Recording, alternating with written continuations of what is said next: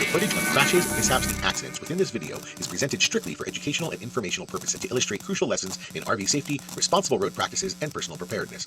Coming at you fast like a freight train ride. Another crazy, stupid RV design. Smoking sparks, no fear, no mild. Buckle up, it's RVs Gone Wild. Hey everyone, welcome to RVs Gone Wild number 17. I can't believe it's been 17 already. Thanks for sticking it out.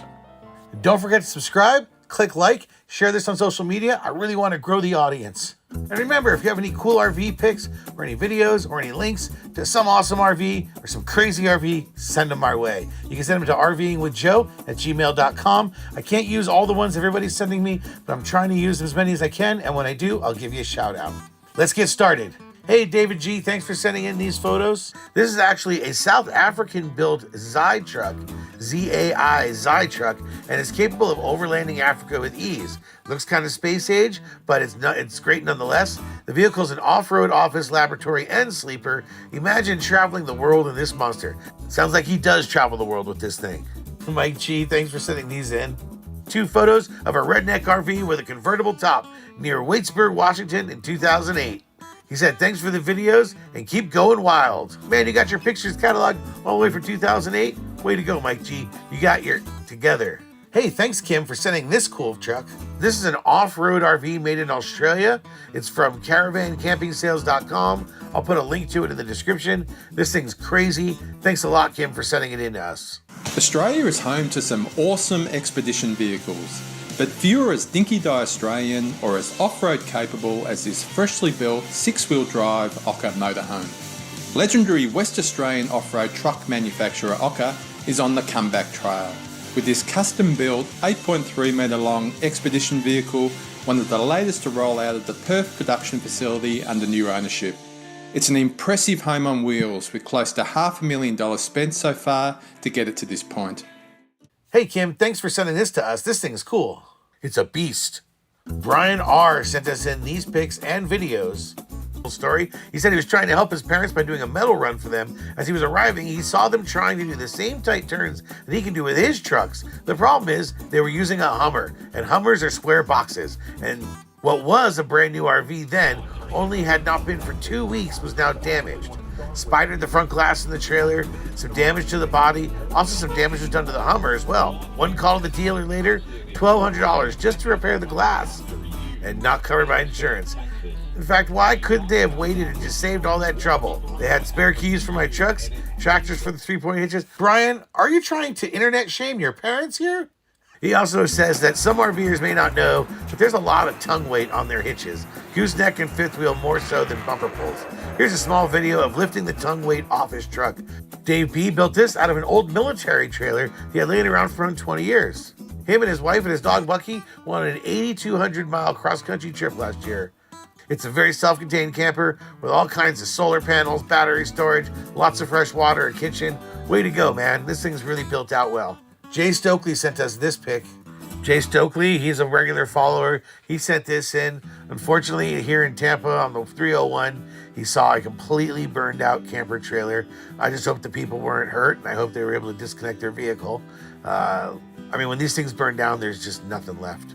You know, I've been to Slab City before, and there they regularly burn down RVs of troublesome people, or sometimes some that have been abandoned. And man, those RVs, when they're burned to the ground and left to just burn out without anyone trying to put them out, there's nothing left at the end, just a little bit of aluminum and a pile of ashes. Peter B sent this in. He saw this near a campground in Freelton, Ontario, here in Canada. Both the trailer and the truck were in wonderful condition. They certainly are. Thanks for sending them in. And here we got Brian J sending us another good example of where people have taken a traditional travel trailer and turned it into a fifth wheel setup or a gooseneck setup by having a welded on attachment, basically. They seem to work okay. You just got to make sure you got the truck to be able to handle this. And with all the stories of frame flex lately, I'm just going to stick with my little pull trailer.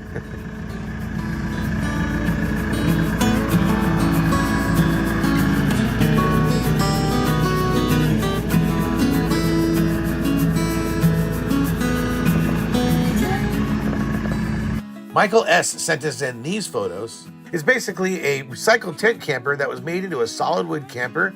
He loves the show, and Michael, we love the pics. Thanks for sending them in. Yes, this is an easy way to make your own camper, is just to get a gutted pop-up camper and put some hard sides on it.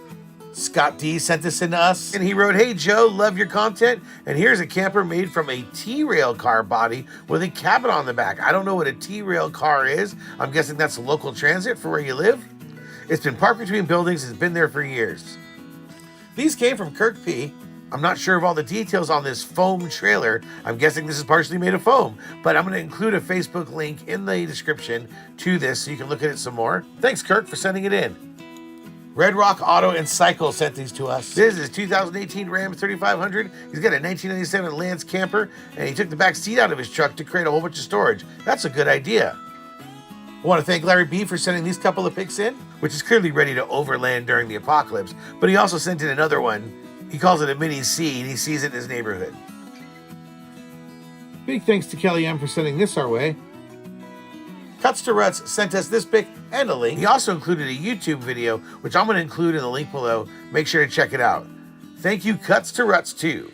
Thanks, Paul F, for sending these in to us. He says he really enjoys watching the show, and although he sold this rig a couple of years ago, he built it pretty much from scratch. It took him a year and 52 grand to put it all together.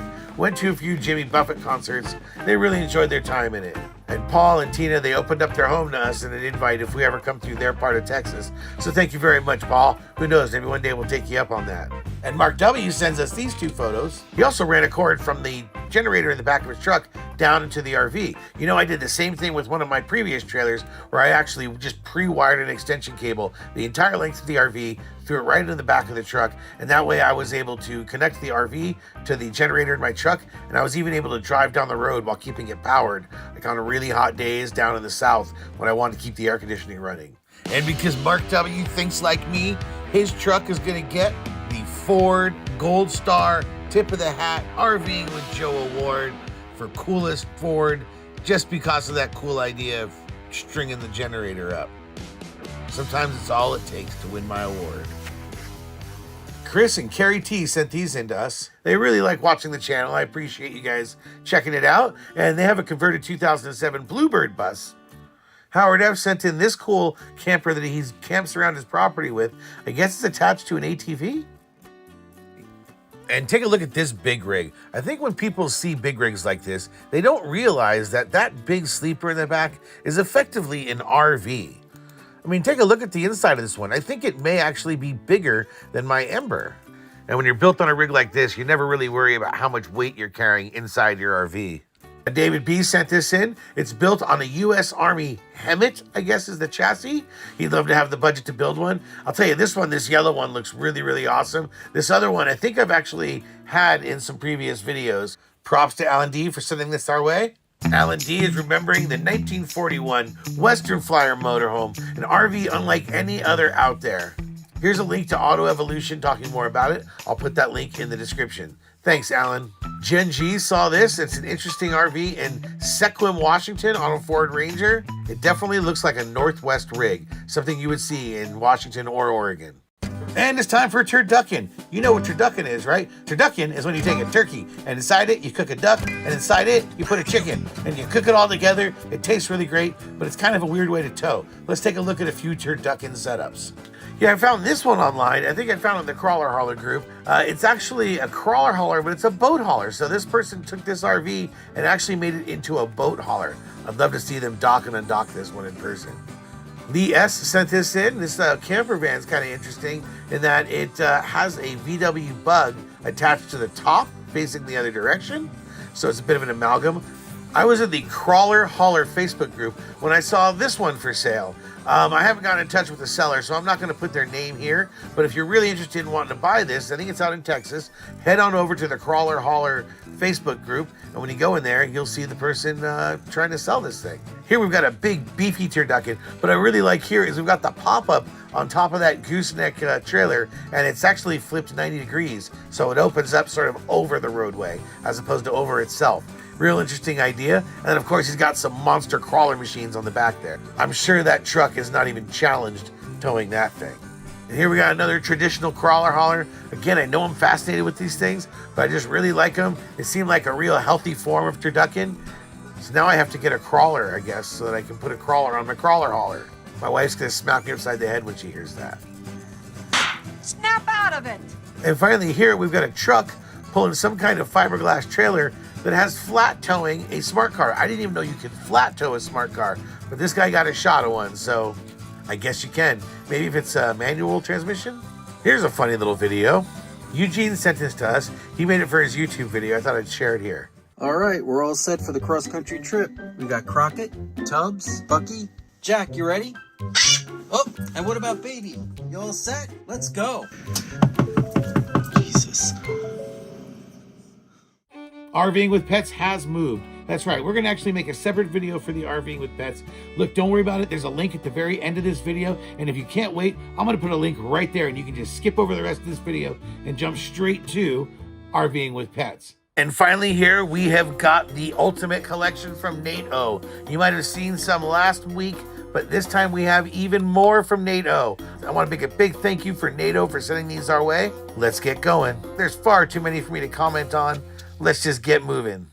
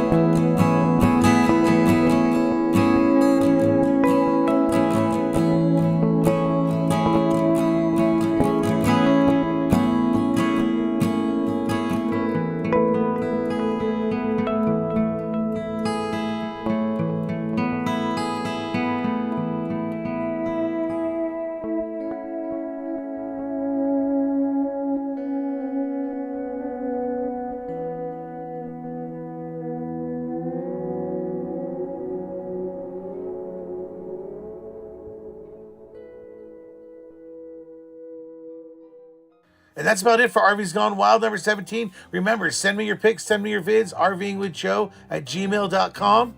I really love your feedback, so feel free to send me any comments you have below. Make sure to share this video on social media. Click like and subscribe and all that. And if you're waiting for RVing with Pets, here it is right here to my left. Go check out the new RVing with Pets video. We're gonna have a standalone video.